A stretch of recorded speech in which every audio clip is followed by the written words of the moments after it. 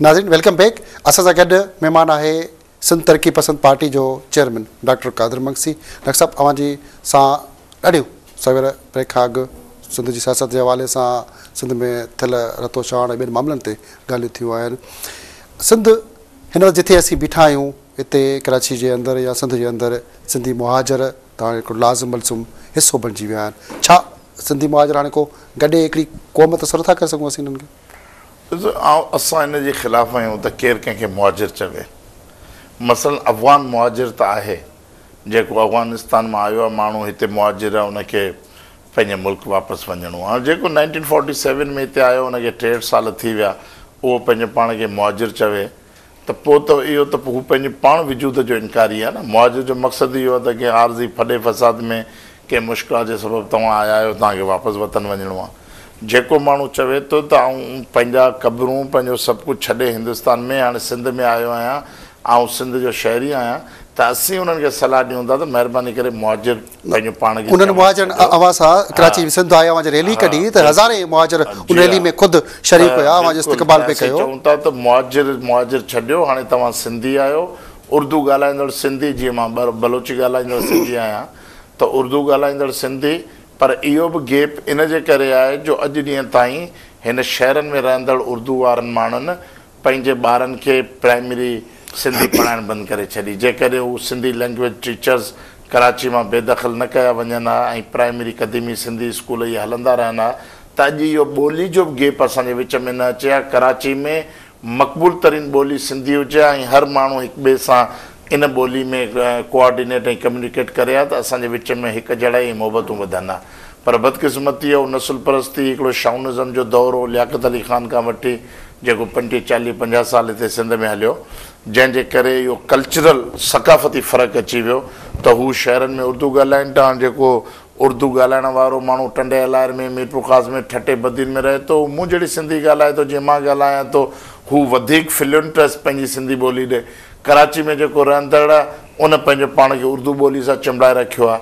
त हिननि जे नसुलनि जे लाइ बि ज़रूरी आहे त हिते अदम तहफ़ुज़ मां निकिरण लाइ पंहिंजे नसुलनि खे अॻिते एतमाद ऐं कॉन्फिडेंस में वठी वञण लाइ ज़रूरी आहे त हिते जेको प्राइमरी तालीम आहे उहो ग्रामर स्कूल हुजे, बीकन हाउस हुजे, सिटी स्कूल हुजे, उन्हनि खे पाबंद बनायो वञे त हू पंहिंजे ॿारनि खे प्राइमरी दर्जे खां वठी सिंधी ॿोली पढ़ाए। ऐं जेके ॿिया उर्दू स्कूल हुआ, जीअं सिंधी लैंग्वेज टीचर आहे, सिंधी आसान सिंधी पढ़ाई वेंदी हुई 2-3 क्लास खां, इहो रवाजु आम थी वेंदो त असांजे जेको थोरो घणो सक़ाफ़ती गैप आहे इहो बि ख़तमु थी वेंदो। उर्दू ॻाल्हाईंदड़, सिंधी ॻाल्हाईंदड़ असां समूरा हिकु कालब में, हिकु हुन में जान में गॾु थी वेंदासीं।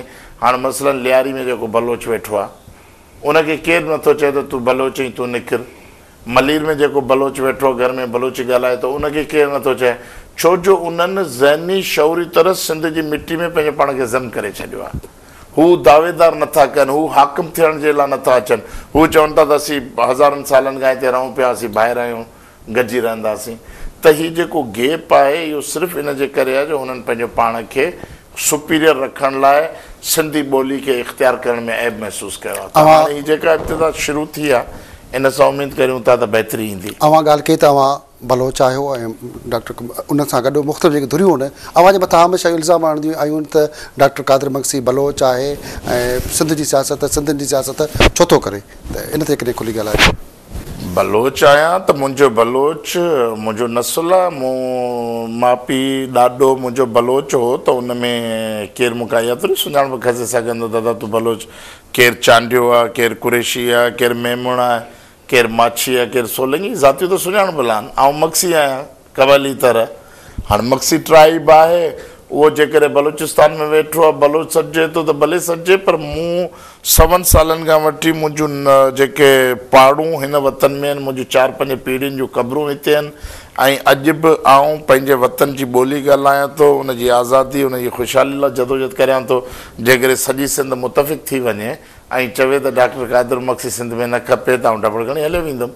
बाक़ी के कातिल के दहशतगर्द चवे दादा कादिर मक्सी बलोच उहो सिंध में छो वेठो, उहो बि निकिरे त उन्हनि जे चवण ते त डॉक्टर कादिर मक्सी सिंध कोन छॾींदो। सिंध में जेकी हिन ते कॉम्प्रेस सियासत आहे उहा तमामु घणियूं कॉम्प्रेस पार्टी में अहिड़ी पार्टी में जेके टांगा पार्टी पिण आहिनि ऐं 2-3 पार्टियूं, उनखां पोइ बाक़ी 40-50 लांड आहे हिकिड़ी कॉन्फ्रेंस पार्टियुनि जी, उहो छाजे करे लांड थी वई आहे? उहो टांगा पार्टी 2-4 माण्हू उहे पाण वरी चेयरमैन सां रहनि था, उते तव्हांखे शर्मिंदगी महसूसु न थींदी आहे त हिन टांगा पार्टी जो चेयरमैन बि कॉन्फ्रेंस रहे थो, उहो चेयरमैन आहे, मां बि चेयरमैन आहियां, त छा अहसासात हूंदा आहिनि? ॾिसो, ही हिकिड़ी रियासती चाल आहे त तव्हां कॉन्फ्रेंस सियासत खे बेअसर कीअं कंदव? जो तव्हां नंढियूं नंढियूं 50 जमायतूं ठाहे छॾियो ऐं 50 जमायतुनि जा 50 कॉन्फ्रेंस लीडर हुजनि, त जंहिं क़ौम जे लाइ तव्हां जदोजहद करियो पिया उहा क़ौम ख़ुदि मुंझी पवे